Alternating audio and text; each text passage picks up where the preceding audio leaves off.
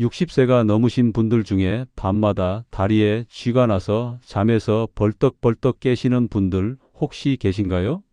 많은 어르신들이 좀 아픈 거지 뭐, 나이 들면 다 그런 거지 하고 그냥 넘기시는데요. 이렇게 방치하다가는 어느 날부터는 진짜로 다리를 절며 걸어야 할 수도 있습니다. 심하면 혈관 속 피떡이 심장이나 폐로 날아가 목숨까지 위협할 수도 있고요. 며칠 전 제 진료실에도 그런 분이 한 분 오셨습니다. 올해 70이 넘으신 최 어르신이셨는데요. 동네에서 손꼽히는 배드민턴 실력자라서 일주일에 서너 번은 꼭 체육관에 나가던 분입니다. 그런데 그날 진료실 문을 열고 들어오시는 모습을 보는 순간 저는 깜짝 놀랐습니다. 눈 밑은 시꺼멓게 꺼져 있고 걸음걸이는 마치 며칠 동안 밤을 꼬박 지낸 사람처럼 힘이 하나도 없어 보이셨거든요. 어디가 가장 불편하셔서 오셨어요? 하고 여쭤보니 어르신이 깊게 한숨을 쉬시더니 이렇게 말씀하셨습니다. 선생님, 요즘 저는요 해가 지면 겁이 납니다. 잠자리에 누우면 또 다리가 뒤틀릴까 봐요. 알고 보니 최 어르신은 2달 가까이 거의 매일 새벽에 다리에 쥐가 나서 벌떡벌떡 일어나셨다고 합니다. 종아리가 돌처럼 굳어버리고 발가락이 엉뚱한 데로 꺾여 올라가는데 숨을 제대로 쉬기도 힘들 만큼 아파서 고함을 참느라 이불을 꽉 깨무셨대요. 그래서 요즘은 깊게 잠이 드는 게 오히려 무섭다고 하시더군요. 여러분, 이게 과연 그분만의 이야기일까요? 제 진료실에 찾아오시는 어르신들 중에도 밤만 되면 다리가 땡긴다, 종아리가 터질 것 같다고 호소하시는 분들이 정말 많습니다. 이 영상을 보고 계신 여러분 가운데에서도 속으로 이거 내 얘긴데 하면서 고개를 끄덕이시는 분들 분명 계실 겁니다. 실제로 조사 결과를 보면 우리나라 60세 이상 어르신들 중 거의 절반 가까이가 밤에 다리에 쥐가 나거나 갑작스러운 경련 때문에 잠을 설치고 계신다고 합니다. 2분 중 1분은 이 고통을 겪고 계시다는 이야기죠. 그런데 더 안타까운 건 대부분의 어르신들이 이걸 그저 영양이 좀 부족해서 그렇겠지, 나이 먹으면 다 그렇다더라 하고 넘기신다는 겁니다. 저는 의사로서 그게 가장 걱정됩니다. 제 경험상 이런 야간 다리 쥐 중에서 적어도 5분 중 1분 정도는 그냥 쥐가 아니라 혈관이 막히거나 좁아지는 초신호일 수 있거든요. 최 어르신의 다리를 실제로 만져보고 초음파 검사까지 해보면서 저는 가슴이 철렁 내려앉았습니다. 이대로 조금만 더 방치됐다면 이분은 배드민턴은커녕 평생 지팡이에 의지해서 다리를 절며 다니셔야 할 수도 있는 상황이었기 때문입니다.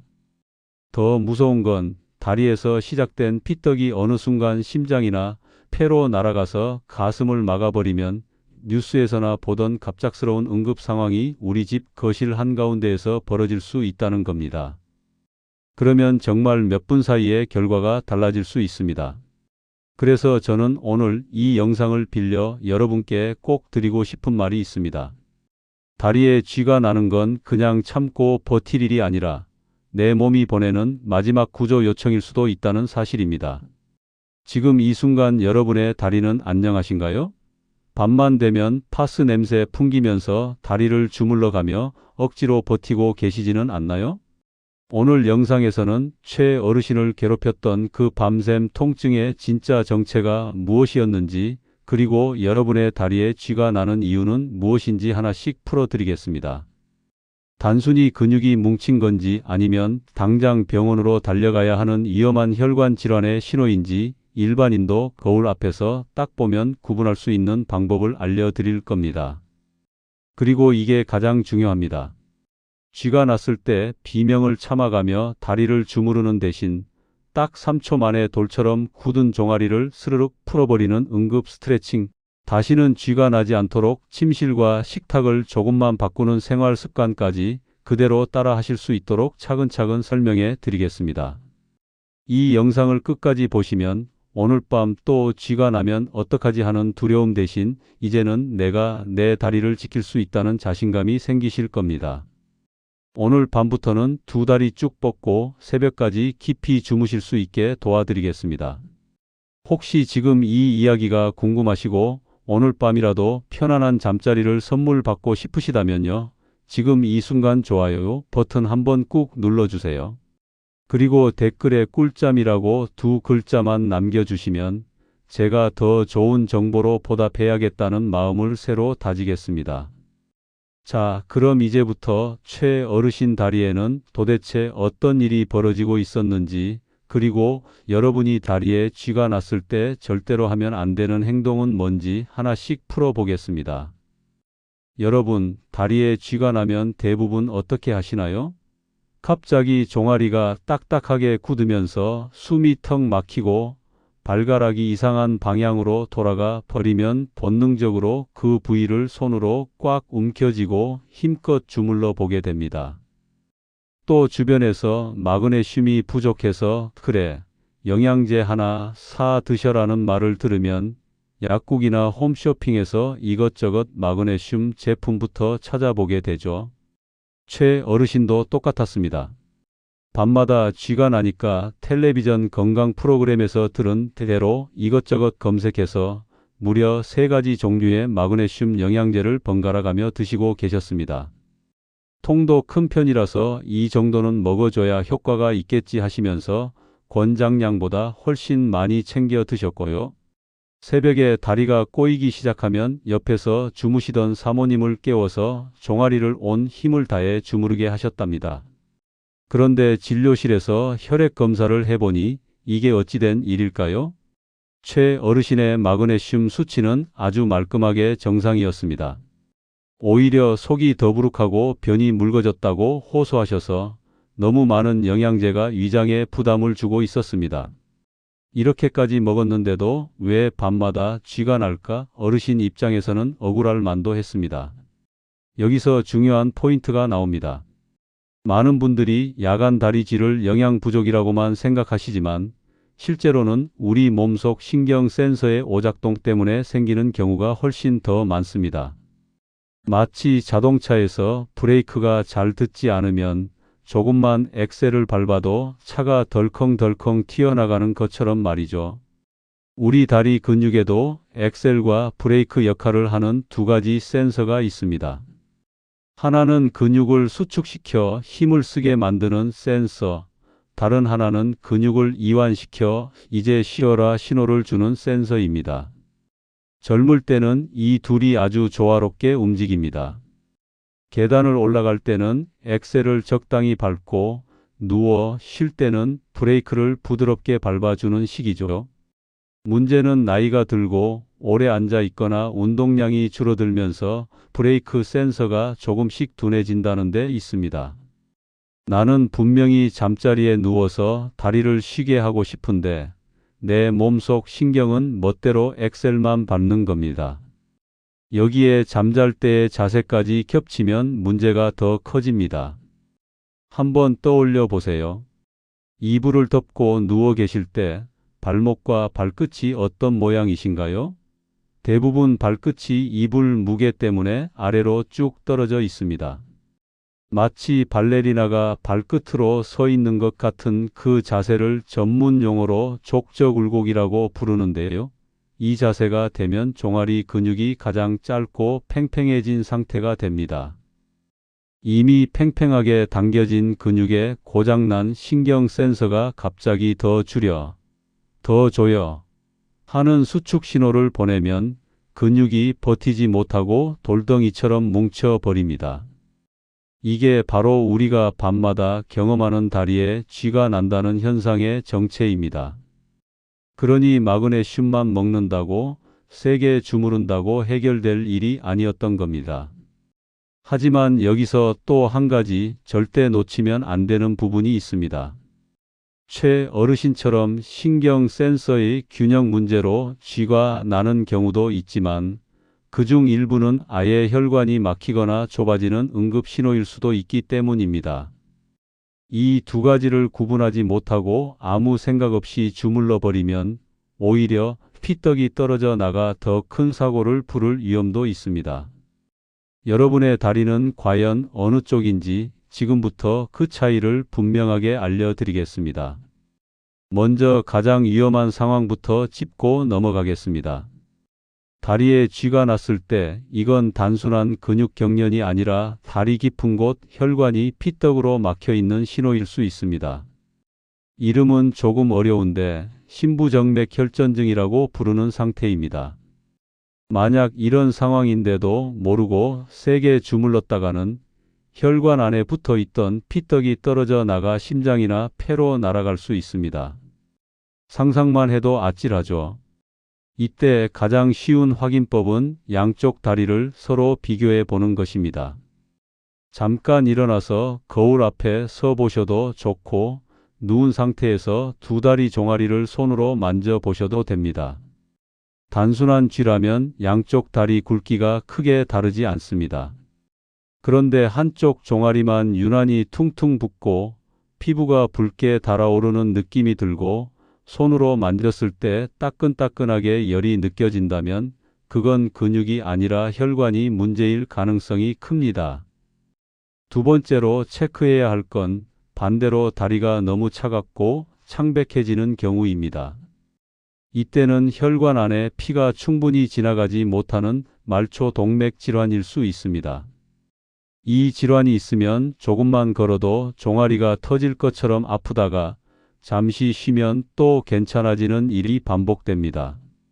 숨이 차서가 아니라 다리에 피가 제대로 공급되지 않아서 생기는 통증인 거죠.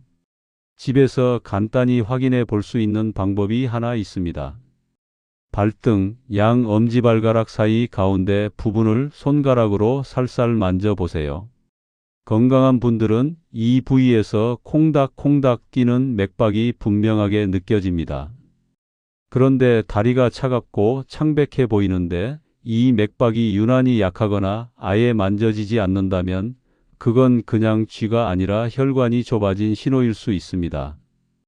이런 경우에는 좀 더 지켜보자 하시지 마시고 병원에서 혈관 초음파 검사를 꼭 받아보셔야 합니다. 세 번째로 흔히 헷갈리는 것이 바로 하지불안 증후군입니다. 이건 전형적인 쥐와는 느낌이 많이 다릅니다. 통증보다는 다리 안에서 뭔가 스멀스멀 기어다니는 것 같다.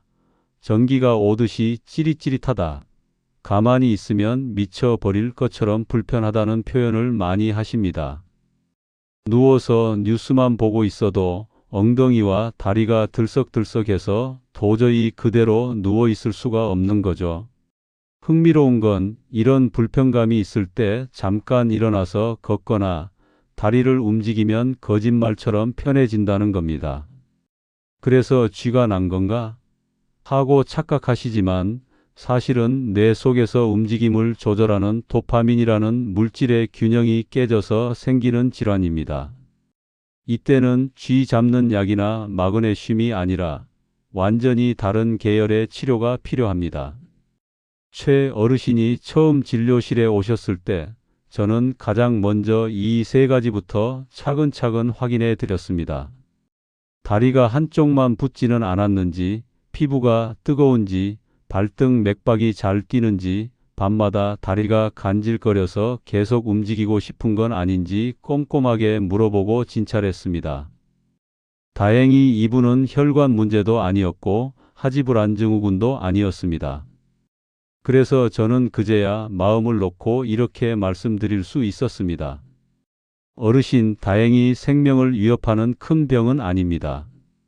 그렇다고 그냥 영양제만 드신다고 나아지는 것도 아니에요. 제가 알려드리는 방법대로만 해보시면 오늘 밤부터 조금씩 달라지실 겁니다. 이제 본격적으로 밤에 다리에 쥐가 나는 과학적인 이유를 조금 더 쉬운 말로 풀어보겠습니다. 어렵게 느껴지실까봐 최대한 일상적인 비유를 써볼게요. 먼저 우리 몸의 근육은 혼자서 멋대로 움직이지 않습니다. 뇌와 척수에서 내려오는 전기 신호, 그리고 근육 안에 붙어 있는 여러 가지 센서가 서로 주고받는 신호 덕분에 움직였다 쉬었다를 반복합니다. 그 중에서도 다리의 쥐와 가장 관련이 깊은 건 근육이 얼마나 길게 늘어나 있는지, 얼마나 세게 당겨지고 있는지를 감지하는 센서입니다. 이 센서를 한 번은 엑셀, 한 번은 브레이크라고 생각해 보시면 이해가 쉽습니다. 계단을 오르거나 언덕길을 걸을 때는 엑셀을 밟아서 근육을 빵 하고 수축시켜야 힘이 나죠. 반대로 소파에 편하게 기대거나 침대에 눕는 순간에는 브레이크를 밟아서 근육이 길게 늘어나도록 쉬게 해줘야 합니다. 젊었을 때는 엑셀과 브레이크가 아주 부드럽게 서로 대화를 잘 주고받습니다. 하지만 나이가 들면서 근육량이 줄고 오랜 시간 앉아서 TV를 보거나 스마트폰을 보는 생활이 길어지면 브레이크 센서가 점점 둔해집니다. 쉽게 말해 엑셀을 밟는 힘에 비해 브레이크가 너무 약해지는 겁니다. 여기에 잠잘 때의 자세가 겹치면 쥐가 날 준비가 거의 끝납니다. 무거운 이불을 덮고 누워 있으면 발끝이 아래로 떨어진다고 말씀드렸죠. 이 자세가 오래 지속되면 종아리 뒤쪽 근육이 하루 종일 서서 버틴 것보다 더 팽팽해질 수 있습니다. 브레이크는 고장이 나 있고 엑셀 센서만 아직 힘써야 해 라고 신호를 보내니까 결국 어느 순간 그 근육이 버티지 못하고 돌처럼 굳어버리는 겁니다. 실제로 연구를 보면 야간 다리 쥐는 낮 동안 다리를 심하게 쓰지 않았는데도 밤에 더 자주 나타납니다. 특히 하루 종일 의자에만 앉아 계신 분들, 물을 적게 드시는 분들, 혈당이나 혈압약을 드시는 분들에게서 더 많이 보고되고 있습니다. 근육과 혈관, 신경에 동시에 부담을 줄 수 있는 생활 패턴이 겹치기 때문입니다. 그러니 마그네슘만 먹으면 된다는 말은 반만 맞고 반은 틀린 이야기입니다. 물론 특정 약물이나 심한 설사, 영양 상태 불균형 때문에 미네랄이 부족해서 쥐가 나는 경우도 있습니다. 하지만 대다수 어르신들에게는 근육신경 자세혈관이 함께 엉킨 문제가 숨어 있습니다. 이걸 하나씩 풀어야 진짜로 쥐가 줄어듭니다. 최 어르신의 경우에도 검사 결과 간 수치와 혈당, 콜레스테롤 수치가 살짝 높게 나왔고 하루 물 섭취량도 턱없이 부족했습니다. 낮에는 의자에 앉아서 휴대폰으로 뉴스를 길게 보시고 운동은 배드민턴을 하러 가는 날에만 몰아서 하셨죠. 이런 생활 습관들이 차곡차곡 쌓여 어느 날부터 밤마다 종아리가 뒤틀리는 결과를 만들고 있었던 겁니다. 여기서 한 가지 짚고 넘어가야 할 점이 있습니다. 그럼 야간 다리 쥐는 전부 생활 습관 탓이냐? 하고 섭섭해하실 수 있는데요.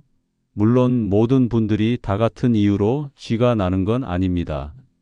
나이, 체질, 가지고 계신 기저질환, 드시고 계신 약에 따라 원인은 조금씩 달라질 수 있습니다.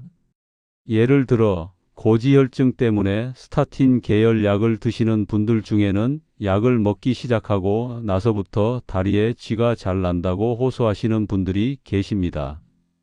이 약은 콜레스테롤을 낮추는 대신 드물게는 근육세포막에 영향을 줘서 근육이 예민해질 수 있습니다.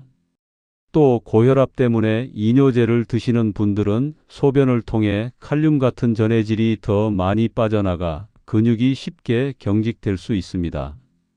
이럴 때 많은 분들이 그럼 약을 끊어야 하나요?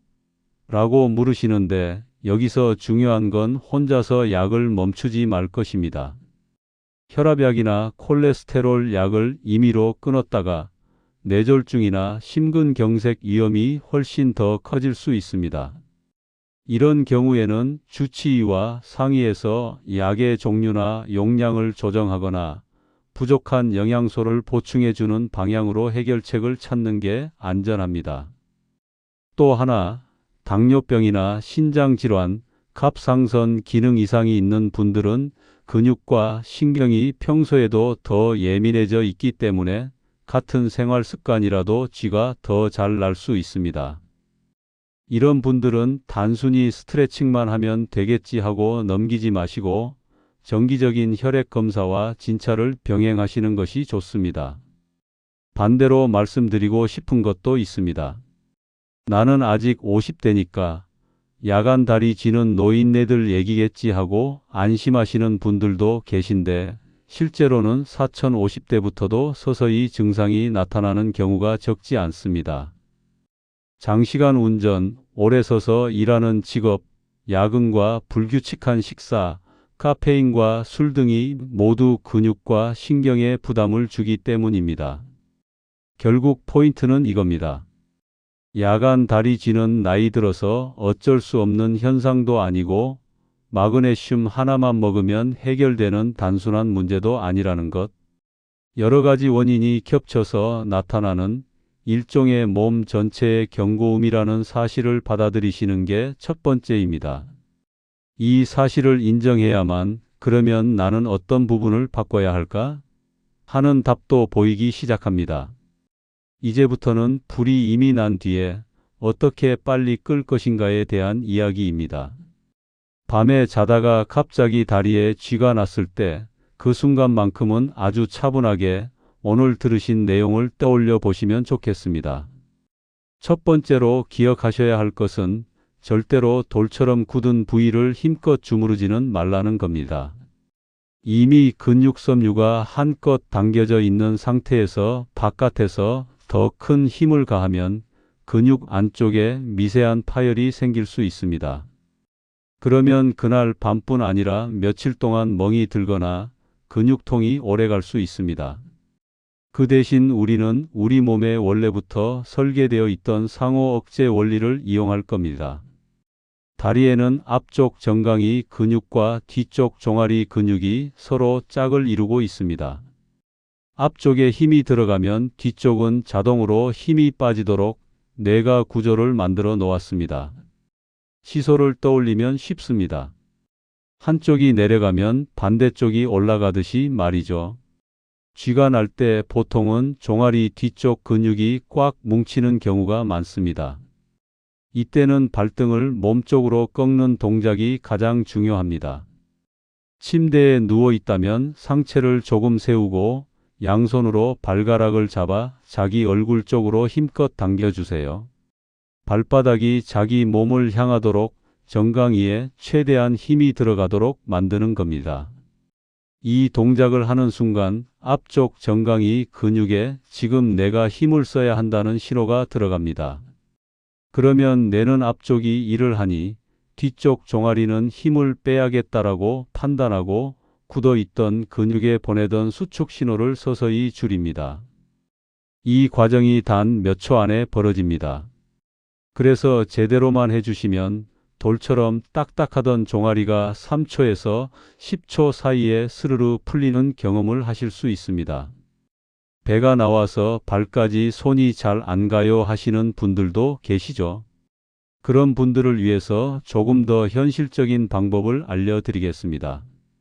침대 옆에 미리 수건이나 얇은 끈 하나를 준비해 두셨다가 쥐가 날 때 발바닥에 걸고 양쪽 끝을 잡아 자기 쪽으로 힘껏 당겨 보세요. 혹은 벽 쪽으로 누워서 발바닥을 벽에 붙이고 무릎을 쭉 펴면서 벽을 미는 것도 방법입니다. 핵심은 어떤 도구를 쓰든 발등이 몸쪽으로 꺾이게 만드는 것입니다. 최 어르신께 이 방법을 알려드렸을 때도 처음에는 반신반의하셨습니다. 선생님, 이게 진짜 되겠어요? 하고 웃으시더니 그날 밤 직접 해보시고는 다음날 아침 일찍 전화를 주셨습니다. 아니, 어제는 정말 거짓말처럼 풀리더라고요. 이제는 쥐가 나도 덜 무섭습니다. 그 목소리의 안도감이 아직도 귀에 생생합니다. 두 번째 응급 방법은 조금 색다른 곳을 이용합니다. 바로 인중, 코와 윗입술 사이에 살짝 들어간 부분입니다. 많은 분들이 거기 꼬집으면 정신 차린다더라 하는 말을 들어보셨을 텐데 실제로 이 부위는 신경이 아주 촘촘하게 모여 있는 몸에서 가장 예민한 곳 중 하나입니다. 쥐가 났을 때는 워낙 통증이 심해서 앞서 말씀드린 발등 스트레칭조차 할 여유가 없을 때가 있습니다. 그럴 때는 우선 한 손으로 종아리를 적당히 붙잡고 다른 손 엄지와 검지로 인중을 꽉 정말 눈물이 찔끔 날 정도로 강하게 꼬집어 주세요.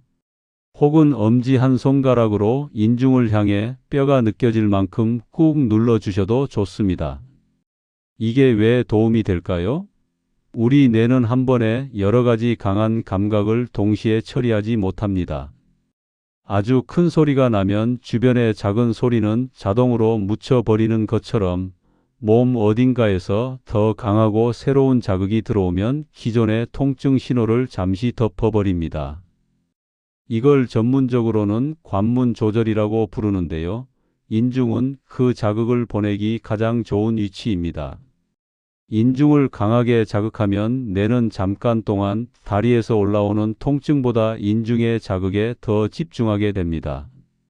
그 짧은 순간 동안 근육이 조금씩 이완될 수 있는 여유가 생기고 앞서 알려드린 발등 스트레칭을 이어서 하실 힘도 생깁니다.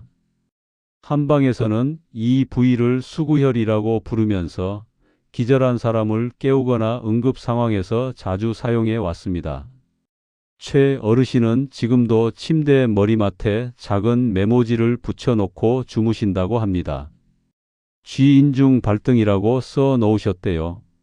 예전에는 쥐가 한 번 나면 20분, 30분씩 이리저리 구르며 진땀을 빼셨는데 요즘은 종아리가 뻣뻣해지는 느낌이 살짝 올 때 인중을 먼저 꾹 눌러주고 곧바로 발등을 몸쪽으로 쭉 당기면서 몇 초 안에 상황을 정리하신다고 합니다.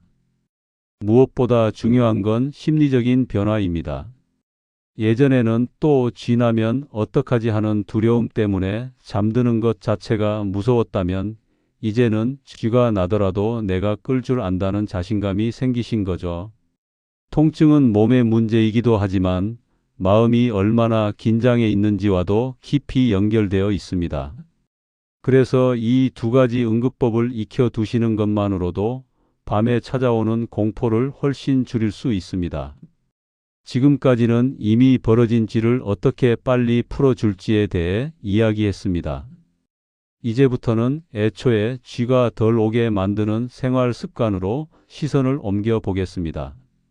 최 어르신이 마그네슘 영양제 3통을 모두 정리하고 그 대신 무엇을 시작했는지도 함께 소개해 드릴게요. 제가 가장 먼저 손댄 건 식탁이었습니다. 어르신은 평소에 밥, 김치, 국 정도로 간단히 드시고 반찬은 귀찮다고 대충 넘기는 편이셨습니다. 그래서 저는 영양제를 줄이는 대신 밥상을 조금만 알차게 바꿔보자고 제안드렸습니다. 그 중에서도 강조한 건 비타민 B군과 타우린입니다. 비타민 B1과 B12 같은 신경 비타민은 신경세포를 감싸고 있는 보호막을 튼튼하게 지켜주는 역할을 합니다. 전선의 피복이 벗겨지면 전기가 새는 것처럼 이 보호막이 약해지면 신경이 예민해져서 작은 자극에도 과하게 반응하게 됩니다. 그래서 저는 어르신께 신경 비타민이 충분히 들어있는 복합제 하나만 꾸준히 드시도록 권했고 음식으로는 살코기, 달걀, 콩류, 해조류를 자주 올리도록 부탁드렸습니다. 타우린은 우리 몸에서 피로를 풀어주고 근육이 쉽게 지치지 않도록 도와주는 물질입니다. 특히 나이가 들면 간 기능이 조금씩 떨어지면서 몸에서 만들어내는 양이 줄어들기 때문에 음식으로 보충해 주는 것이 좋습니다. 오징어, 문어, 조개, 멸치 같은 해산물에 타우린이 풍부하게 들어 있습니다. 그래서 저는 일주일에 2~3번은 오징어국이나 조개탕, 바닷물 냄새가 나는 반찬을 꼭 챙겨 드시라고 권했습니다. 두 번째로 바꾼 건 침실 환경이었습니다. 어르신 댁에 방문해 보니 겨울철이라 투툼한 무명 이불을 겹겹이 덮고 주무시더라고요. 무거운 이불이 밤새 발을 아래로 꾹꾹 눌러서 종아리 근육을 더 긴장시키고 있었습니다. 그래서 저는 과감하게 이불을 가볍고 따뜻한 것으로 바꾸자고 제안드렸습니다. 요즘은 무게는 가볍고 보온력은 좋은 제품들이 많이 나와 있으니까요. 또 하나 작은 변화지만 큰 효과를 본 게 있습니다. 잠자리에 누우실 때 발목 아래에 얇은 베개나 쿠션을 하나 받쳐 드는 것입니다.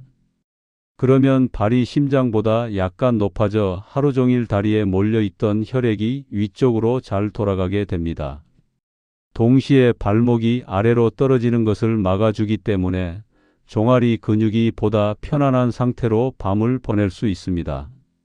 마지막으로 이 모든 것을 하나로 묶어주는 하루 루틴을 함께 세웠습니다. 아침에 눈을 뜨면 바로 일어나지 않고 침대 위에서 발끝을 몸쪽으로 당기는 스트레칭을 10번. 점심에는 가능하다면 해산물이 들어간 반찬을 챙기고 식사 후에는 햇빛을 받으면서 천천히 걷기. 저녁에는 잠들기 1시간 전에 따뜻한 물에 발을 담그고 족욕을 하면서 그날 있었던 일을 정리하는 시간을 가져보도록 했습니다. 이렇게 단 2주만 해보셨는데도 최 어르신의 말씀으로는 예전처럼 매일 새벽에 깨는 일은 거의 사라졌다고 하십니다. 한 달이 지난 지금은 한번 다리가 뭉치려는 느낌이 나면 인중을 눌러 한숨 돌리고 스트레칭을 해주시면 금방 풀린다고 하시고요. 무엇보다 이제는 쥐 때문에 밤이 오는 게 무섭지 않다는 말을 해주셔서 저 역시 참 뿌듯했습니다. 이쯤에서 진료실에서 어르신들이 가장 많이 물어보시는 질문 몇 가지를 함께 풀어보겠습니다. 이런 궁금증을 정리해 두면 앞으로 쥐가 났을 때 더 현명하게 대처하실 수 있을 겁니다.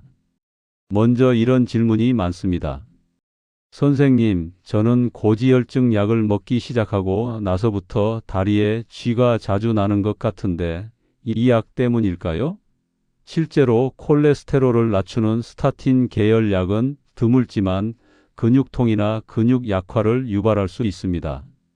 하지만 모든 분들이 다 이런 부작용을 겪는 것은 아니고 약이 워낙 심혈관 질환을 예방하는 효과가 크기 때문에 단지 쥐가 난다는 이유만으로 스스로 끊어버리는 것은 절대 권하지 않습니다.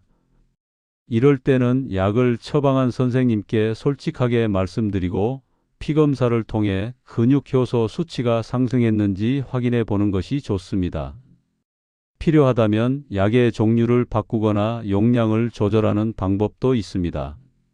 쥐를 줄이려고 약을 끊었다가 오히려 더 큰 혈관 사고를 부르는 일이 없도록 하는 게 무엇보다 중요합니다. 두 번째 질문은 마그네슘에 관한 것입니다. 마그네슘을 먹어도 왜 이렇게 계속 쥐가 날까요? 가장 많은 오해가 바로 여기에서 생깁니다. 마그네슘 자체는 근육 이완에 도움을 줄 수 있는 좋은 미네랄입니다. 다만 이미 말씀드렸듯이 야간 다리 쥐의 상당 부분은 영양 부족보다는 신경과 자세, 혈관과 관련된 문제입니다. 그래서 번지수가 틀린 곳을 두드리고 있을 뿐인 경우가 많습니다. 게다가 마그네슘은 많이 먹을수록 좋다는 것도 아닙니다. 한 번에 많은 양을 드시면 장에서 다 흡수하지 못하고 설사를 하게 되고 결국 몸속에 들어가는 양은 생각보다 많지 않을 수 있습니다. 그래서 저는 마그네슘을 드시더라도 신경을 지키는 비타민 B군과 함께 생활 습관을 동시에 바꿔 나가는 것을 더 권합니다. 세 번째로 자주 나오는 질문은 이렇습니다. 밤에 쥐가 날까봐 무서워서 낮에는 아예 움직이지 않고 쉬기만 합니다. 그래도 괜찮을까요? 사실 이건 좋은 선택이 아닙니다. 근육은 쓰지 않으면 더 빨리 약해지고 혈액순환도 더 나빠지기 때문에 오히려 쥐가 더 잘 날 수 있습니다. 오랫동안 서 있는 일은 피하되 하루 2030분 정도는 내 몸에 맞는 가벼운 걷기나 스트레칭을 꼭 해주시는 편이 쥐를 예방하는 데 훨씬 도움이 됩니다. 마지막으로 혹시라도 여기까지 이야기를 들으며 나는 다리도 괜찮고 쥐도 자주 안 나니까 상관없다 하고 넘기고 계신 분이 있다면 한 번쯤은 부모님이나 배우자의 다리도 함께 살펴봐 주시면 좋겠습니다. 한쪽만 유난히 붓지는 않았는지, 발등 맥박이 잘 뛰는지, 밤마다 파스와 안마에 의존하고 계시지는 않은지 말입니다. 작은 관심이 큰 사고를 막을 수 있다는 사실을 꼭 기억해 주세요. 오늘 참 많은 이야기를 나눴습니다. 혹시 내용이 길어서 중간중간 놓치신 부분이 있으실까봐 핵심만 다시 한번 마음에 새겨드리고 마무리하겠습니다. 먼저 밤에 다리에 쥐가 나는 것은 단순히 나이 들면 생기는 귀찮은 통증으로만 여겨서는 안 된다는 점입니다. 특히 한쪽 다리만 유난히 붓고 뜨거우면서 피부색이 붉게 변하고 발등 맥박이 잘 만져지지 않는다면 그건 쥐가 아니라 혈관이 보내는 구조 요청일 수 있습니다. 이런 경우에는 주저하지 마시고 병원에서 검사를 받으셔야 합니다. 두 번째로, 쥐가 이미 났을 때는 무조건 주무르는 것보다는 상호 억제 원리를 이용한 발등 스트레칭과 인중을 강하게 자극해서 뇌의 통증 회로를 잠시 꺼주는 방법이 훨씬 안전하고 효과적입니다. 이 두 가지 방법만 익혀두셔도 새벽에 찾아오는 지옥 같은 통증에서 훨씬 빨리 빠져나오실 수 있습니다. 쥐가 나더라도 내가 끌 수 있다는 자신감이 생기면 밤이 두려운 대상이 아니라 다시 쉬는 시간이 될 수 있습니다. 세 번째로, 진짜 중요한 것은 예방입니다. 비싼 마그네슘 영양제를 여러 통씩 드시기보다는 신경을 지키는 비타민, B군과 근육의 피로를 덜어주는 타우린이 충분한 식단, 가볍고 편안한 이불과 발목 아래에 받쳐주는 작은 쿠션, 아침 스트레칭과 낮의 햇빛, 저녁에 따뜻한 족욕 같은 작은 습관들이 훨씬 큰 변화를 만듭니다. 이건 돈이 많이 드는 것도 아니고 누구나 집에서 시작할 수 있는 일들입니다. 얼마 전 최 어르신이 다시 진료실을 찾아오셨습니다. 예전에 그늘진 표정은 온데간데 없고 얼굴에는 혈색이 돌고 눈빛도 한결 밝아져 있었습니다. 휴대폰 화면을 보여주시더니 동네 언덕 꼭대기에서 활짝 웃으며 찍은 사진을 자랑처럼 보여주셨습니다. 선생님, 요즘은 밤에 다리 쭉 뻗고 자요. 집사람도 이제야 같이 잘 수 있겠다고 좋아합니다. 그 말씀을 듣는 순간 의사로서 이보다 더 보람된 일이 있을까 하는 생각이 들었습니다. 사실 우리 삶에서 가장 큰 축복은 거창한 것이 아닙니다. 밤새 뒤척이지 않고 편안히 자는 것, 아침에 일어났을 때 다리가 가볍고 발걸음이 가뿐한 것, 이 평범한 일상이야말로 누구에게나 소중한 선물입니다. 혹시 지금 이 영상을 보시는 분들 중에도 남들에게 말 못하고 밤마다 다리 때문에 힘들어하고 계신 분이 계시다면요. 제 이야기가 작은 용기가 되셨으면 좋겠습니다. 오늘 들으신 내용 중에서 하나만이라도 좋으니 오늘 밤부터 바로 실천해 보시면 어떨까요? 발밑에 작은 쿠션을 하나 더 올려두는 것부터 시작하셔도 됩니다. 내 몸을 위해 한 걸음을 떼면 몸도 분명히 그에 대한 답을 보여줍니다. 이 영상이 여러분의 건강한 잠자리에 조금이라도 도움이 되었다면 구독과 알림 설정 버튼을 꼭 눌러주세요. 여러분의 작은 클릭 하나가 저에게는 더 많은 어르신들께 도움이 되는 영상을 만들 수 있는 큰 힘이 됩니다. 저는 다음 시간에도 여러분의 다리와 심장, 그리고 마음까지 함께 지킬 수 있는 따뜻한 이야기로 다시 찾아뵙겠습니다. 오늘 밤은 부디 쥐 걱정 없이 편안한 꿈 꾸시길 진심으로 바라겠습니다. 여러분의 건강주치의였습니다.